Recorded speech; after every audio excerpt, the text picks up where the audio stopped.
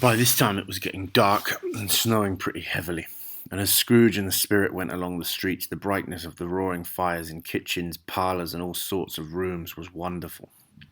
Here the flickering of the blaze showed preparations for a cosy dinner, with hot plates baking through and through before the fire, and deep red curtains ready to be drawn to shut out cold and darkness. There all the children of the house were running out into the snow to meet their married sisters, brothers, cousins, uncles, aunts, and be the first to greet them.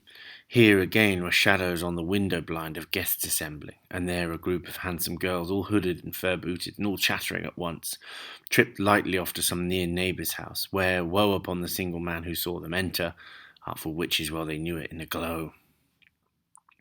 But if you had judged from the numbers of people on their way to friendly gatherings, you might have thought that no one was at home to give them welcome when they got there, instead of every house expecting company and piling up its fires half chimney high.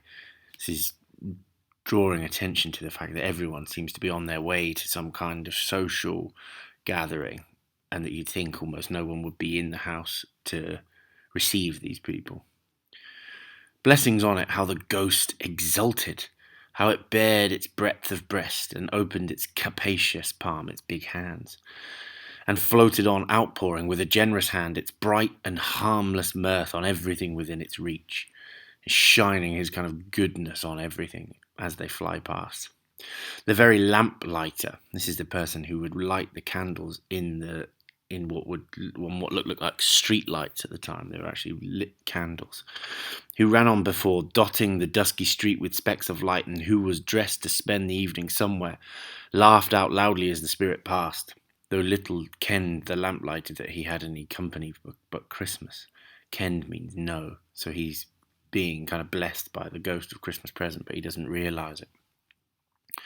And now, without a word of warning from the ghost, they stood upon a bleak and desert moor where monstrous masses of rude stone were cast about, as though it were the burial place of giants, and water spread itself wheresoever it listed, wherever it wanted to go, that means, or would have done so, but for the frost that held it prisoner, and nothing grew but moss and furze, this is like kind of weed, green plants, and coarse rank grass. Down in the west the setting sun had left a streak of fiery red, which glared upon the desolation for an instant like a sullen eye, and frowning lower, lower, lower yet, was lost in the thick gloom of darkest night. Now the scene that the narrator is describing is ever so much like this one, of a big open moor. These are the kind of hilly regions, often in the north of England, actually, areas where mining used to take place, and that's what Scrooge is taken to by the ghost of Christmas past, is a landscape like this one where the mines, where people used to dig in the ground for coal to power the technology of the Industrial Revolution. He's taken by the ghost of Christmas past inside a cottage like this one in order to see some other family who work, as is described in this section, in the bowels of the earth. These are miners digging underground in order to bring the coal that powered the Industrial Revolution. Scrooge says, "What place is this?" asked Scrooge. "A place where miners live who labour in the bowels of the earth," returned the spirit. "But they know me, see?" A light shone from the window of a hut, and swiftly they advanced towards it. Passing through the wall of mud and stone, they found a cheerful company assembled round a glowing fire. An old man and woman, with their children and their children's children, and another generation beyond that, all decked out gaily in their holiday attire. There's this huge family all ready for Christmas. The old man, in a voice that seldom rose above the howling of the wind, that never rose above the howling of the wind, upon the barren waste, was singing them a Christmas song. It had been a very old song when he was a boy, and from time to time they all joined in the chorus.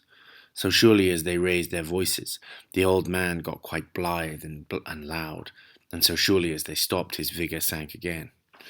Now, this is where I want you to pause and to take a look at this task. So I want you to think about this section, number one.